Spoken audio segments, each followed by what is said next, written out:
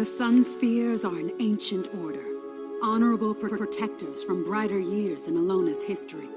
Most of my brothers and sisters were awakened and forced to serve Joko. You know them now as the Mordant Crescent. A few survived, in hiding, recruiting to sustain the order across the generations in hopes they might one day rise against Joko. Zaim has become the spear marshal of these Sun Spears. We serve his vision of an Istan free from Joko's grasp. Zaim was trained by a Sun Spear named Ketur, until word of Istan's plight reached his ears. When Balthazar attacked the mainland, things got worse in Istan. Much worse. Istan was Zaim's home, and despite his mentor's protests, he could not sit by while it burned.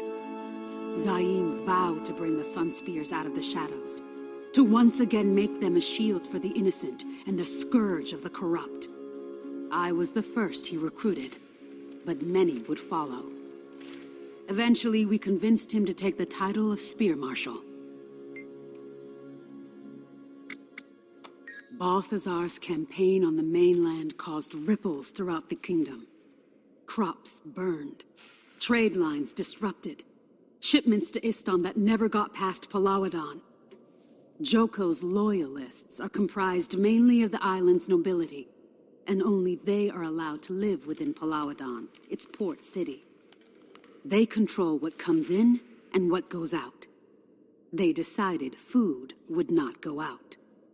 When people objected, the Temple of Joko said those outside Palawadan's walls were disloyal and didn't deserve food. It started out as a way for the nobility to feel virtuous watching half the island starve. But it escalated, quickly.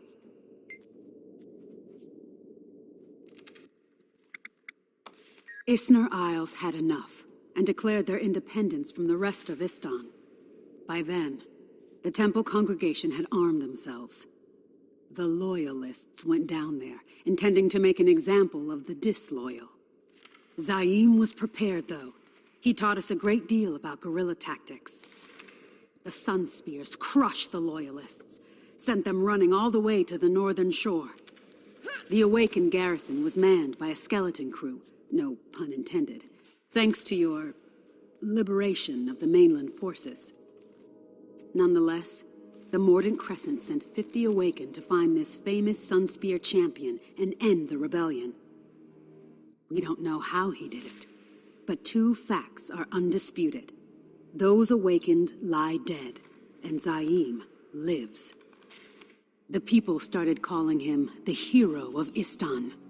It galvanized the whole island behind him.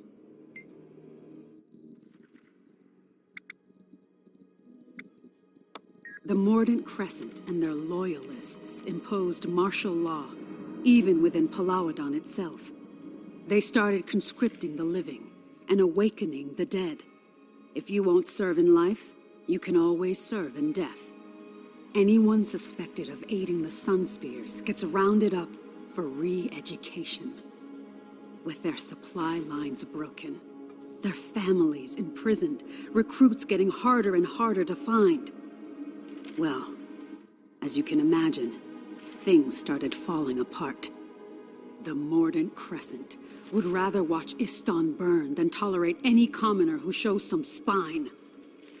And Zaim and his Sun Spear recruits? Well, we have spines of iron.